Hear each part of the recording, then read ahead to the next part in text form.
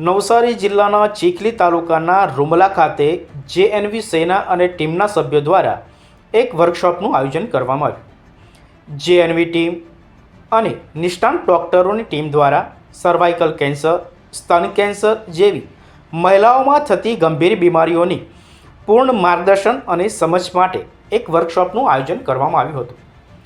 તેમજ અન્ય માનવ પૌપિલ વાયરસ ચેપ, HPV-16-18 તેમજ ખતરનાક ચેપને અનુલક્ષીને દેશની દરેક મહિલાઓમાં જાગૃતિ આવે અને બીમારી વધુ ફેલાય નહીં તે અંતર્ગત નિષ્ણાત ડૉક્ટરો દ્વારા માર્ગદર્શન આપવામાં આવ્યું હતું।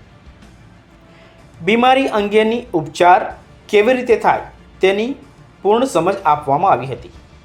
આ મેડિકલ વર્કશોપમાં મહિલાઓ તેમજ યુવા બહેનો હાજર રહ્યા હતા।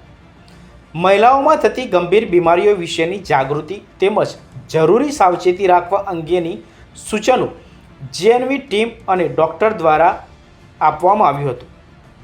શ્રી શક્તિ ચેરિટેબલ ટ્રસ્ટના જીયા પરમાર અને દેસાઈ ફાઉન્ડેશનના મિત્તલબેન સાથે મળીને આ સેવાકીય કાર્ય કર્યું હતું।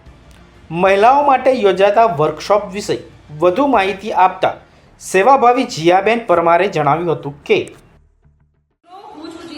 પરમાર, મારી જોડે છે મિત્તલબેન અને કૃણાલી। આજે અમે લોકો સર્વાઇકલ કેન્સર લગતા અને બ્રેસ્ટ કેન્સરને લગતા અને પ્લસ મેન્સ્ટ્રુઅલ હાઇજીનને લગતા વર્કશોપ કરેલા છે અને આજે અમે ચીખલી ગામની નજીક રૂમલા ગામમાં છીએ આરોગ્ય કેન્દ્ર ઉપર। અને કહેવાય છે એક હાથે કામ કોઈ દિવસ થતું નથી, એક હાથે તાલી ના પડે અને હંમેશા એક ટીમ વર્ક હોય। તમે સમાજના કામ કરો કે કોઈ પણ કામ કરો। આજે અમે જ્યારે આ વર્કશોપ કરવા માટે અહીંયા આવ્યા અમારા જેએનવી સેનાના ગર્લ્સ દ્વારા અને મારું ટ્રસ્ટ શ્રી શક્તિ ચેરિટેબલ ટ્રસ્ટ દ્વારા, ત્યારે દેસાઈ ફાઉન્ડેશને આજે અમને એટલો મોટો બહોળો સાથ આપેલો છે કે જેમના સાથ સહકારથી અમે આજે 100 અપ બહેનોને સર્વાઇકલ કેન્સર જાગૃતિ વિશે, બ્રેસ્ટ કેન્સર જાગૃતિ વિશે અને વેક્સિનેશનના જાગૃતિ વિશે, મેન્સ્ટ્રુઅલ હેલ્થ કઈ રીતે એ લોકો હાઇજીન મેન્ટેન કરી શકે એના જાગૃતિ વિશે વાત કરી। ડોક્ટર્સ પણ જોડે હતા, ગામના સરપંચ પણ જોડે હતા। પણ આજે હું દેસાઈ ફાઉન્ડેશન અને મિત્તલબેનના કામને વંદન કરું છું।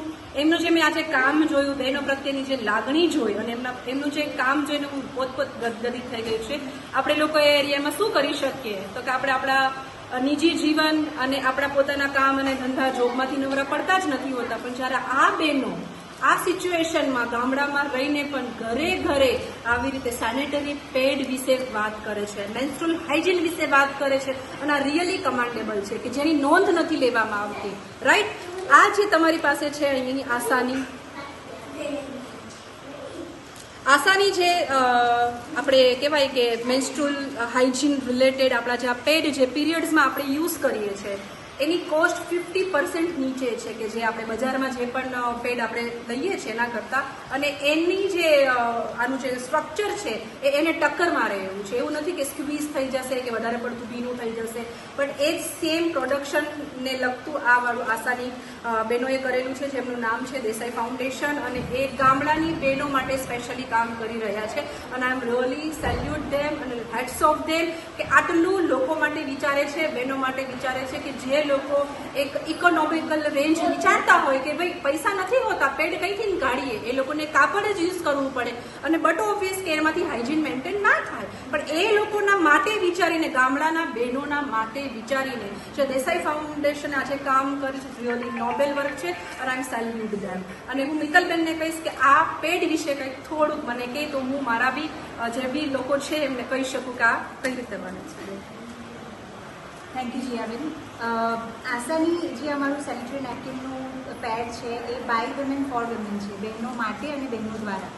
અત્યારે હાલમાં અમે ઇન્ડિયામાં 5 પ્રોડક્શન યુનિટ ચલાવીએ છીએ જેમાં અમારી 50થી વધારે બહેનો કામ કરે છે અને અત્યારે 2000થી વધારે સંગીનીઓ આ પેડનું ડિસ્ટ્રીબ્યુશન પોતાના ગામમાં કરી રહી છે અને અત્યાર સુધી આ માસિક ધર્મ જાગૃતતાના કાર્યક્રમ થ્રુ અમે 2 લાખથી વધારે બહેનોને પહોંચી ગયા છે। 8 રાજ્યોમાં અમારા ઓપરેશન ચાલે છે અને અમે ખૂબ પ્રાઉડ કરીએ છીએ આ પ્રોડક્ટ ઉપર કે બહેનો આજે હાઇજીન માટે આ પેડનો ઉપયોગ પણ કરે છે અને એને સારી રીતે યુઝ કરે છે અને પોતાના મેન્સ્ટ્રુઅલ હેલ્થ અને હાઇજીનનું ધ્યાન રાખે છે।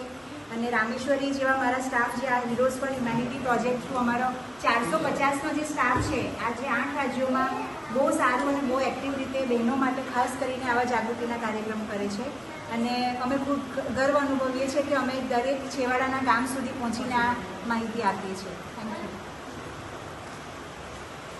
Every woman matters.